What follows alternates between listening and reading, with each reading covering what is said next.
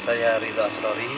Saya berasal dari Dusun Butuh, lereng Gunung Sumbing.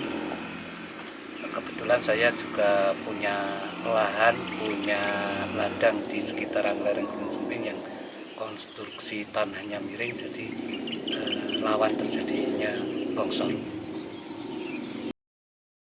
Untuk penataan sawah itu kami sudah dari turun-temurun, dari nenek moyang kami itu sudah ada yang namanya nyabuk gunung, menata tanah dengan sistem terasering. Kalau boleh tahu, nyabuk gunung itu seperti apa gitu Pak?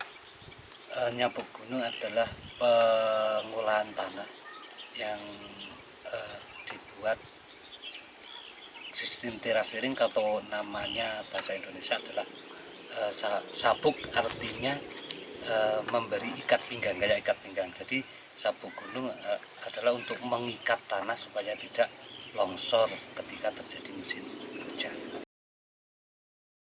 Dalam teknik menanam dalam nyabuk gunung itu kita menanam sesuai dengan konstruksi tanah yang melingkar pada gunung, yang kalau dari jauh itu bisa terlihat seperti ikat pinggang, seperti sabuk itu. Kita bisa melingkar dari satu lahan ke lahan yang atasnya lagi. Selanjutnya Pak, kalau secara fungsi, nyabuk gunung itu berfungsi sebagai apa nih Pak? Kalau secara fungsi ada 3 fungsi dari sistem tanam sabuk gunung. Yang pertama, kita menanam itu di undak-undakan. Undak-undakan adalah kita membuat seperti tangga, ada 1, 2 dan seterusnya. Yang kedua, sabuk gunung itu untuk memperlambat aliran air curah hujan. Jika dibuat sabuk gunung itu bisa mengurangi erosi tanah. Tanah yang terkikis itu bisa seminimal mungkin. Dan yang ketiga, difungsikan juga untuk penyerapan air hujan. Jadi jikalau terjadi hujan yang berlebihan, itu bisa diserap lewat terasering itu atau sabuk gunung. Kan tadi kita sudah tahu perihal definisi, teknik ataupun fungsi dari nyabuk gunung. Selanjutnya ada nggak sih Pak hal-hal khusus atau hal apa saja yang ada dalam tradisi nyabuk gunung ini?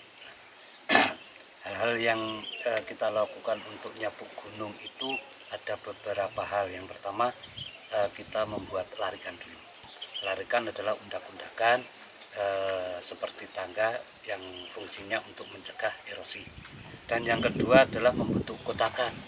Kotakan itu adalah tanah yang dibuat kotak, dibuat menjadi kotak. Jadi ada larikan, ada kotakannya juga. Yang ketiga adalah banjaran. Banjaran itu kita buat sesuai kontur tanahnya. Kalau tanah miring itu kita bisa buat banjarannya miring, bisa memanjang ke kanan atau ke kiri, ataupun juga bisa ke utara dan ke selatan.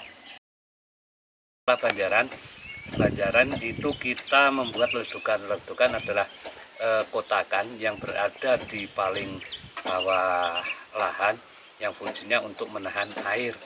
Kalau musim penghujan, air bisa ditampung di ledukan itu, nanti juga sekaligus bisa untuk penyemprotan ataupun penyiraman pada tanamannya. Yang kelima adalah pembuatan galengi. Galengi adalah untuk memberi batas antara lahan yang satu dengan lahan orang lain. Dan yang terakhir adalah bedengi. Kalau di sini bedengi itu biasanya untuk tanaman yang bersifat sementara. Biasanya bedengi itu kita buat gundukan yang memanjang, baru setelah menjadi bedengan baru dimasangin mulsa atau plastik.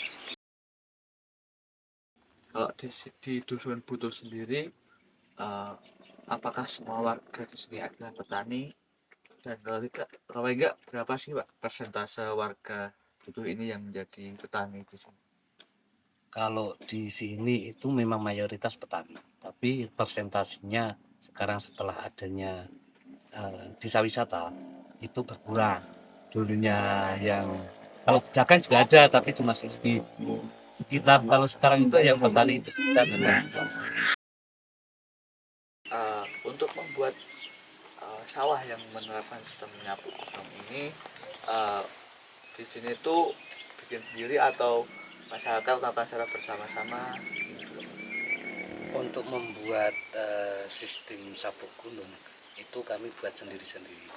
Lahannya sendiri nanti dibuat sendiri juga. Tapi kalau memang tenaga tidak mampu, itu kita bisa minta bantuan ke orang lain, rewangi.